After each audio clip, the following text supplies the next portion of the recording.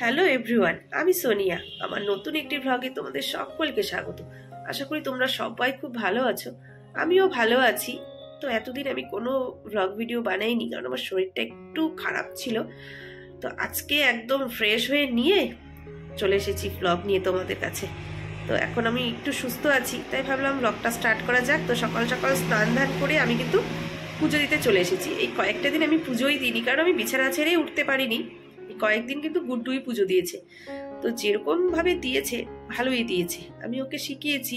তোমাদেরকে তো এর আগেও আমি বলেছি যে আমি ছেলে হোক বা মেয়ে হোক সবাইকে সব কাজ কিন্তু শিখতে হবে। তাই আমি গুড্ডুকে কিন্তু যতটা পারি কাজ শিখিয়ে রাখি।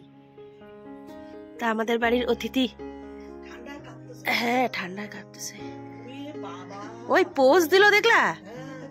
ও ক্যান্ডি সন্দেশ অভিমান করে বসে আছে, আর ওর নাম রাখা হয়েছে ক্যান্ডি। তো নামটা বর্ষা দিয়েছে। ক্যান্ডি হয়তো চলেও যেতে পারে, কারণ এটা অন্যের বাড়ির কুকুর। চলে এসেছে, দাদা সকাল সকাল মর্নিং ওয়াক করতে গেছিল, তো তখন পায়ে পায়ে চলে এসেছে। এখন জানি না থাকবে কি না, রাখা হয়েছে, থাকলে থাকবে। আর সন্দেশ দেখো এখানে বসে মুখটা ওদিকে ঘুরিয়ে রেখেছে, এতটাই অভিমান ওর।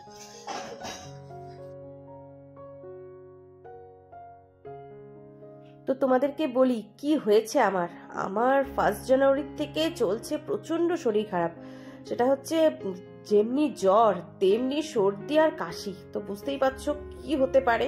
তো এতদিন আমি বিছানাতেই পড়ে পড়েছিলাম। হাজবেন্ড রান্না করে করে আমাকে খাইয়েছে, যা রান্না করেছে যথেষ্ট। ও যা শিখেছে, ওই ডাল, আলু সেদ্ধ, ডিমের অমলেট, এই দিয়ে আমাদের এই কয়েকদিন চলেছে।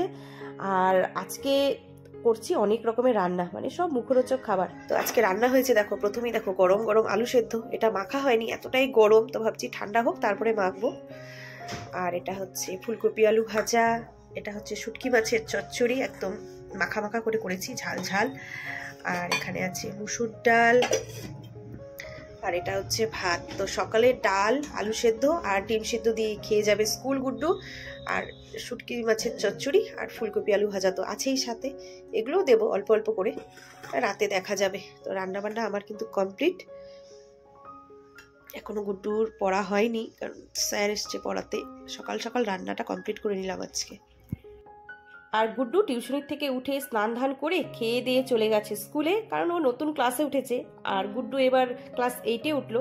আর ওদিকে ওর বাবাও খেয়ে দিয়ে স্নান ধান করে চলে গেছে দোকানে।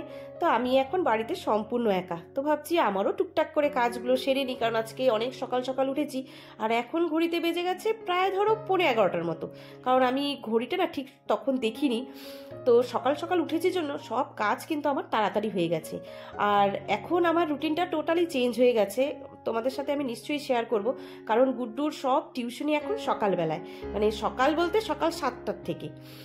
তো ঘরটর মুছে চলে গেছিলাম স্নান করতে। তো স্নান করতে যাওয়ার আগে দেখছি হ্যান্ড ওয়াশের যে লিকুইড সোপটা সেটা শেষ হয়ে গেছে। তো এবার যেহেতু আমার শরীরটা ভালো ছিল না, তাই এই সোপগুলো আমি ভরতে পারিনি, কারণ প্রত্যেক মাসে একটা করে রিফিল প্যাক আমি নিয়ে আসি গ্রসারির সাথে। তো সেটাকে ফিল আপ করে রেখে দিলাম জায়গা মতো, তারপরে সোজা স্নান করে নিয়েছি। আর এখন ঘড়িতে বেজে গেছে 12:30। তো সকাল সকাল কাজ করলে দেখতে পাচ্ছ কত তাড়াতাড়ি কাজ হয়ে যায়। আর এখন আমি একটা কমলা লেবু হাতে নিয়ে বসবো রোদে, কারণ শ্যাম্পু করেছি, ভীষণ ঠান্ডা লাগছে। আর শ্যাম্পুটাও করেছি প্রায় 4-5 দিন পর। তো চলো বন্ধুরা, আজকের ব্লগটা যদি তোমাদের কিছু ভালো লেগে থাকে, like, comment, share and subscribe করো প্লিজ। দেখা হচ্ছে নেক্সট ব্লগে, ততক্ষণের জন্য টাটা। আর সকলকে জানাই হ্যাপি নিউ ইয়ার। একটু লেট হলো ঠিকই, কিন্তু তবুও বলছি সবাই ভালো থেকো আর সুস্থ থেকো।